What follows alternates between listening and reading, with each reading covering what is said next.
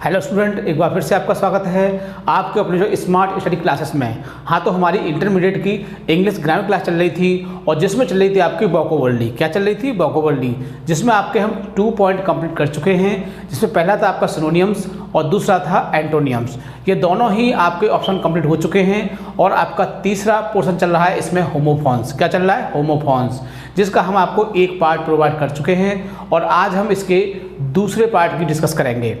इसमें क्या है कि एक साथ 2 शब्द होते हैं और वो जो शब्द होते हैं उनके जो उच्चारण होते हैं वो समान होते हैं, लेकिन उनके जो अर्थ होते हैं वो भिन्न होते हैं। लेकिन एग्जाम में क्या करना होता है कि उनके अर्थ के बेस पर एक एक हमको उदाहरण बनाना होता है, एक एक एग्जाम्पल देना होता है जो ओन सेंटेंस में होना चाहिए, यानी कि स्वयं का बना हुआ एक वाक्य होना चाहिए। यदि वाक्य स्वयं का बना हुआ होगा तो उस पर मार्क्स बहुत अच्छी तरह से मिलेगा।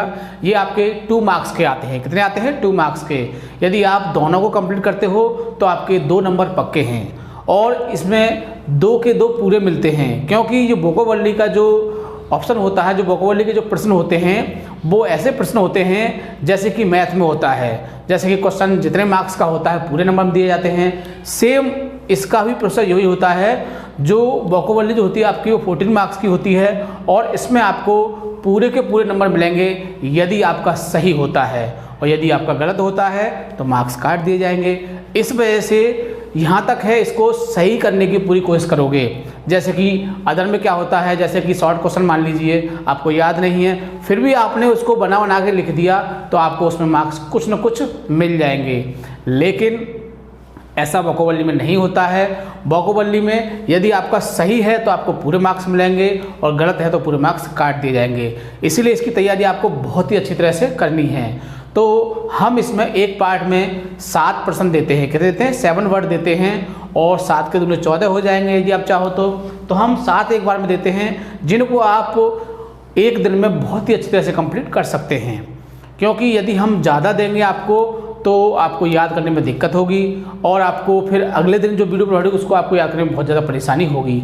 इसलिए आपको हम पार्ट के हिसाब से प्रोवाइड कर रहे हैं जिसको आप बहुत ही आसानी से कंप्लीट कर सकते हैं। और ये आपके जो 14 मार्क्स हैं इनको आप बहुत ही आसानी से डे बाय डे के रूप में प्राप्त कर सकते हैं। बिल्कुल भी आपको दिक्कत नहीं होगी। सिर्फ आपको वीडियो को देखना है, लाइक करना है, शेयर करना है, जिससे और भी लोग इसका फ़ायदा उठा सकें। ठीक है, तो ज़्यादा समय वेस्ट न करते हुए चलते हैं अपने टॉपिक की ओर। क्लास 12th इंग्लिश ग्रामर, यानी कि 12th क्लास की इंग्लिश ग्रामर क्लास चल रही थी और इसमें चल रहा था आपका वोकैबुलरी। क्या चल रहा था? वोकैबुलरी, जिसको हिंदी में बोलते हैं हम शब्दावली। तो ये 14 मार्क्स का आता है और इसमें आपका तीसरा पॉइंट चल रहा है। कौन चल रहा है? तीसरा पॉइंट। 2 पॉइंट इसके कंप्लीट हो चुके हैं, सिनोनियम्स एंड एंटोनियम्स, और ये तीसरा पॉइंट है होमोफोन्स, और जिसका पहला पार्ट हम आपको प्रोवाइड कर चुके हैं। आज इसका हम आपको सेकंड पार्ट बताएंगे और इसमें भी हमने 7 ही वर्ड लिए हैं। कितने लिए? 7। तो इसमें क्या होता है, हम आपको पहले ही बता चुके हैं कि दोनों वर्डों का जो उच्चारण होता है वो समान होता है, लेकिन उनका जो अर्थ होता है वो भिन्न होता है। और हमने एक और बात आपको बताई थी कि इसमें आपको क्या करना है, एक वर्ड जिस वर्ड से आप अच्छी तरह से परिचित हैं, एक वर्ड जिस वर्ड से आप बहुत ही अच्छी तरह से परिचित हैं, उस वर्ड की आपको स्पेलिंग भी याद होनी चाहिए अर्थ के साथ साथ, और दूसरे वाले का केवल आप अर्थ ही याद कर लेना, जिससे कि आपको बिल्कुल भी दिक्कत ना हो पहचानने में कि किसका मीनिंग क्या है। जैसे कि मान लो फर्स्ट पर है बेल और ये भी बेल है, तो आपको पता है कि BAIL बेल माने क्या होता है?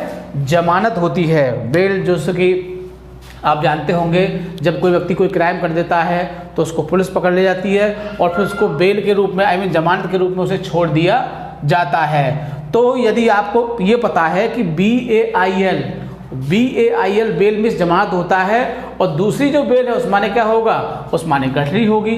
तो आपको पता चल गया ना। तो एक वर्ड की आपको इस स्पेलिंग याद होनी चाहिए ताकि आप इस क्वेश्चन में गलती न कर सकें। ठीक है ना। तो देख लेते हैं इसका क्वेश्चन क्या है। यूज द फॉलोइंग, यूज माने प्रयोग करिए, फॉलोइंग माने निम्नलिखित, इन योर ओन सेंटेंस, यानी कि जो दिए हुए हैं उनको आपको अपने वाक्यों में बनाना है। To bring out the difference in meaning, उनके जो अर्थ का जो अंतर है उसके आधार पर। तो ये आपके 2 मार्क्स के आएंगे और आपको 2 दिए होंगे और दोनों का आपको एक एक एग्जाम्पल बनाना है। ठीक है, तो शुरू करते हैं इसको 1 से। पहला वर्ड है आपका इसमें बेल। क्या है? बेल। और बेल मीन्स क्या होती है आपकी? गठरी। तो आपको पता है बेल मीन्स क्या होती है? गठरी। तो अब आपको गठरी के ऊपर एक वाक्य सोचना है और उसकी अंग्रेजी बनानी है। हमने जो बनाया है, देखिए क्या बनाया है, he was carrying a bale of cotton. यानी कि ही माने वह, वाज माने था, कैरिंग माने ले जा रहा था, ए बेल ऑफ कॉटन यानी कि जो रुई की गठरी है उसे ले जा रहा था। तो इस तरह से आप कुछ भी कर सकते हो। आप कह सकते हो कि वह भूसे की गठरी ले जा रहा था, आप कह सकते हो कि वह पैसों की गठरी ले जा रहा था, या मेरे पास पैसों की गठरी है। मतलब कि आप कोई भी सेंटेंस बना सकते हो, आपको उसकी अंग्रेजी सही बनानी है। ठीक है ना। सेकंड देखिए, इसका दूसरा पॉइंट है इसका बेल, जिस माने क्या होता है? जमानत। क्या होता है? जमानत। तो ही वाज रिलीज्ड, उसे छोड़ दिया गया था, ऑन ए बेल, एक जमानत पर, बाय द कोर्ट, किसके द्वारा? कोर्ट के द्वारा, यानी कि न्यायालय के द्वारा उसे जमानत पर छोड़ दिया गया था।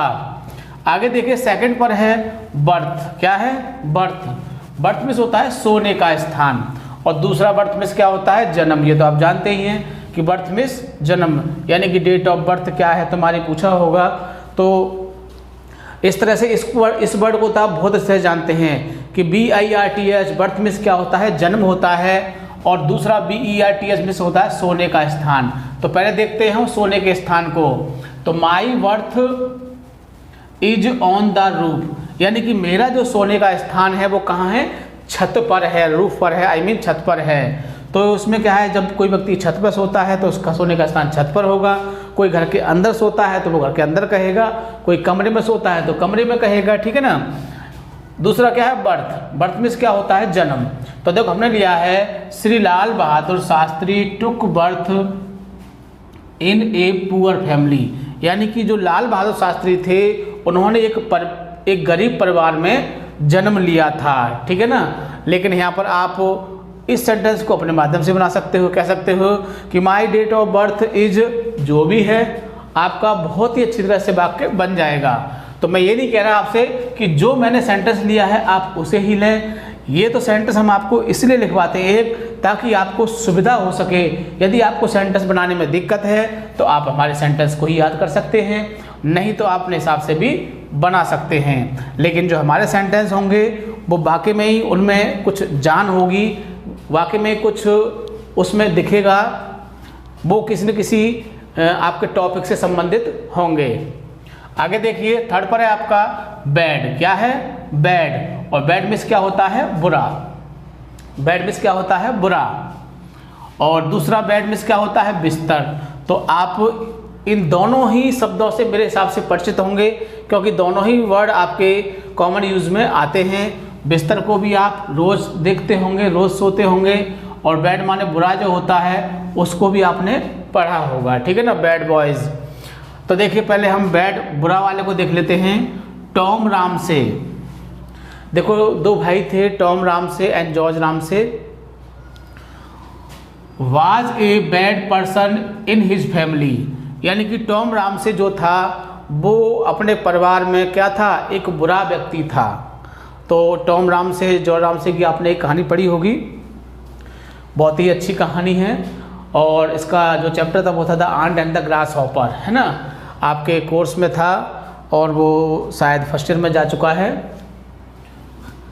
तो इस तरह से तो टॉम राम से was a bad person in his family, यानी कि टॉम राम से जो था एक बुरा व्यक्ति था अपने परिवार में।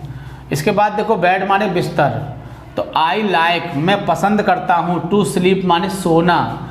आई लाइक माने मैं पसंद करता हूँ, टू स्लीप माने सोना, ऑन ए सॉफ्ट बेड किस पर? एक मुलायम बिस्तर पर मैं सोना पसंद करता हूँ। देखो मैं ही नहीं सभी पसंद करते हैं, आप भी पसंद करते होंगे, ऐसे नहीं कि मैं ही पसंद करता हूँ। सॉफ्ट बिस्तर सबको अच्छे लगते हैं। खटिया पर कोई सोना नहीं चाहता है, तख्त पर कोई नहीं चाहता, सब चाहते हैं कि अब तो बेड पे ही सोएंगे। लेकिन पहले ऐसा नहीं था, पहले ज़्यादातर सब लोग खटिया पे ही सोते थे, और खटिया देखा जाए तो अच्छी कंफर्टेबल होती है, बिकॉज़ क्योंकि बेड के लिए तो गद्दा चाहिए, लेकिन खटिया के लिए कोई गद्दे की ज़रूरत ही नहीं है, वो खुद ही कंफर्टेबल होती है।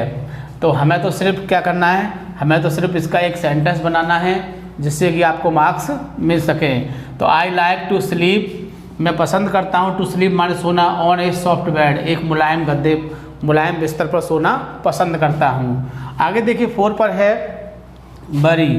बरी मीन्स क्या होता है, एक फल होता है। बरी क्या होता है, एक फल होता है। और बरी मीन्स क्या होता है, दफनाना। तो आप इस वर्ड से परिचित होंगे, बरी वाले दफनाने से, कि BURY बरी मीन्स होता है दफनाना। तो आपको इस वर्ड की मीनिंग भी याद स्पेलिंग भी याद रखनी है, जिससे कि जब एग्ज़ाम में आ जाए तो आप पहचान सको कि ये तो हमारा दफनाना है और ये हमारा एक फल है। तो आपने इसको पहचान लिया, मान लीजिए बरी को पहचान लिया, तो दूसरा वाला तो एक फल है, उसको तो आप स्वयं ही पहचान लोगे, ठीक है ना। तो इस वजह से, क्योंकि कभी कभी जब कुछ वर्ड ऐसे आ जाते हैं जिनमें बड़ी दिक्कत होती है और हम उनको उल्टा कर देते हैं, यानी कि जो होना चाहिए वो नहीं कर पाते हैं, और दोनों इस प्रकार दोनों ही वाक्य गलत हो जाते हैं और मार्क्स 0 हो जाता है। इसीलिए हम आपको बार बार बता रहे हैं कि एक का आपको स्पेलिंग याद रखना है विद हिंदी के साथ, जिससे कि आपको कोई गलती ना हो सके। तो बरी मीन्स क्या होता है, एक फल। तो डू यू लाइक, क्या तुम पसंद करते हो, टू ईट बेरी, बरी खाना क्या तुम पसंद करते हो, तो अगर नहीं, यानी एक फल जो बरी है उसको खाना पसंद करते हो। आगे दूसरे को देख लेते हैं, मुस्लिम्स बरे द डेड बॉडी। देखो ये बात फैक्ट है बिल्कुल, कि मुस्लिम्स बरी, जो मुस्लिम लोग होते हैं वो डेड बॉडी को क्या करते हैं, वो दफनाते हैं, ठीक है ना। तो सेंटेंस बिल्कुल सही बैठा है, ठीक है ना। तो ये था 4। बरी मीन्स क्या होता है, दफनाना, और बरी मीन्स क्या होता है, एक फल। खास तौर से आपको, भले ही आपको इसका ये सेंटेंस याद ना रहे, लेकिन आपको इसका मीनिंग बहुत अच्छी तरह से याद होना चाहिए, क्योंकि एग्ज़ाम में यदि आपको मीनिंग याद है तो सेंटेंस तो आप बना ही दोगे, क्योंकि जो हमारी न्यूज़ सीरीज चल रही है उसमें हम आपको सेंटेंस बनाना बहुत ही अच्छी तरह सिखा देंगे। किसी भी वाक्य अंग्रेजी आप बहुत ही आसानी से बना सकते हो, ठीक है ना। तो आपको इसका मीनिंग जो है वो बहुत ही अच्छी तरह से याद रखना है। आगे देखिए 5 पर है बैग। बैग में सभी जानते हैं थैला, क्या है, थैला। और दूसरा बैग में क्या होता है, मांगना या फिर प्रार्थना करना भी कह सकते हैं, ठीक है ना।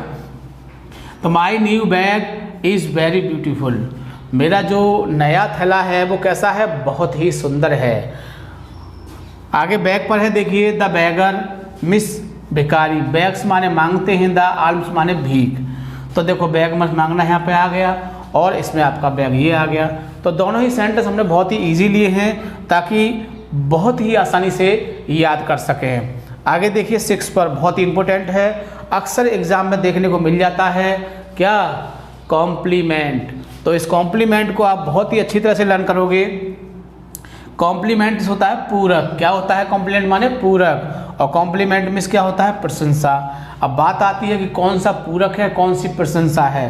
तो याद रखना है कि ई वाला क्या है, पूरक है, जिसमें कॉम्प्ली में ई आए तो क्या है, पूरक है, और आई आए तो प्रशंसा है। लेकिन आई और ई का चक्कर बड़ा ही खराब होता है, क्योंकि कुछ देर तो ये माइंड में रहता है और कुछ देर बाद ही ये निकल जाता है। इसलिए आप अपने दिमाग में बैठा लें कि या तो आप आई को सेट करोगे या फिर ई को सेट करोगे। तो मेरा मानना यह है कि आपको ई को सेट करना है। किसको करना है, ई को। यानी कि जब भी आप कहो कि हम जो भी क्वेश्चन इस टाइप का आएगा, यानी कि कोई ई वाला क्वेश्चन आता है, तो जब भी कोई क्वेश्चन आता है तो हम केवल उसमें ई को ही सेलेक्ट करेंगे। किसको सेलेक्ट करेंगे, ई को। तो फिर आपको कभी भी गलती नहीं होगी। तो कॉम्प्लीमेंट क्या होता है, पूरक। तो एग्जांपल देख लीजिए, the wife is, wife means पत्नी, इज माने है एक, कॉम्प्लीमेंट माने एक पूरक है, टू हर हस्बैंड, अपने पति के लिए। यानी कि एक पत्नी जो है, एक पति के लिए क्या है, एक कॉम्प्लीमेंट है, एक पूरक है, यानी कि उसकी पूर्ति करती है वो, इसलिए पूरक है ना। खाना बनाना है, कपड़े धोने हैं, और भी बहुत सारे काम हैं, आप सभी जानते हैं, ठीक है ना। तो ये सेंटेंस भी बड़ा फैक्ट है और ये कॉम्प्लीमेंट हम आपको बता चुके हैं कि बहुत ही इम्पोर्टेंट है, तो आप इसे बहुत अच्छी तरह से लर्न करेंगे। दूसरा कॉम्प्लीमेंट क्या है? प्रशंसा करना। क्या होता है? प्रशंसा करना। तो मैनी पीपुल डू कॉम्प्लीमेंट, बहुत सारे लोग प्रशंसा करते हैं किनकी? टू मोदी जी की, फॉर हिज गुड वर्क। किसके लिए? उनके अच्छे कार्यों के लिए। देखो मोदी जी ने कुछ अच्छे कार्य किए हैं, इसलिए लोग उनकी प्रशंसा करते हैं, ठीक है ना। बहुत सारे बहुत ही अच्छे काम किए हैं, लेकिन आदमी अच्छाइयों को कम देखता है, बुराइयों को ज़्यादा देखता है। इस वजह से कुछ लोगों को बुरा लगता है, ठीक है ना। लेकिन वो एक सेल्फिश व्यक्ति नहीं है, मैं इस बात को कह सकता हूँ। लेकिन हमें इस बात से कोई लेना देना नहीं है। हमारा काम क्या है? आपको सिखाना, आपको सिर्फ सेंटेंस बनाना सिखाना। आप सेंटेंस कहीं से भी उठा सकते हैं, ठीक है। हमें कोई राजनीति नहीं करनी है, हमारा उद्देश्य आपको पढ़ाना है और आपका उद्देश्य पढ़ना है, ठीक है ना। तो आपको सिर्फ ये सेंटेंस के रूप में ही एक याद करना है कि many people do compliment to Modi ji for his good works, ठीक है ना। आगे देखिए 7 पर, यह भी बहुत इंपॉर्टेंट है, इसको भी आप बहुत अच्छी तरह से याद करोगे। दोनों ही सी के हैं, और देखो सी एक ऐसा ABC जैसे कि जेड तक के होते हैं आपके ये, लेकिन सी जो है बहुत ही इंपॉर्टेंट है। सी का अक्सर आ जाता है, ठीक है ना। तो सी में देखिए इसका दूसरा है कैरियर। क्या है? कैरियर। और कैरियर में क्या होता है? पेशा। क्या होता है? पेशा। पेशा मतलब काम जिसको बोलते हैं हम। तो हर व्यक्ति का काम अलग अलग होता है। जैसे हमारा पढ़ाना है, आपका पढ़ना है। आप अपने काम को काम माने न माने, लेकिन हम तो मानते हैं, ठीक है ना। तो देखिए टीचिंग में क्या होता है? पढ़ाना। तो टीचिंग इज़ माई कैरियर, यानी कि पढ़ाना मेरा क्या है? एक पेशा है। फॉर लाइफ, किसके लिए? जीवन के लिए। और कर सकते हैं फॉर गुड लाइफ, अच्छे जीवन के लिए। तो teaching is my career for life, यानी कि टीचिंग यानी कि जो पढ़ाना है, जो अध्ययन कराना है, क्या है? मेरा क्या है? एक पेशा है। किसके लिए? फॉर लाइफ, जीवन के लिए। आगे देखिए दूसरा कैरियर CARRIER, इसमें से होता है वाहक। क्या होता है? वाहक। वाहक उसको बोलते हैं जो किसी कार्य को करता है ना। जैसे कि मॉस्कीटो क्या करता है?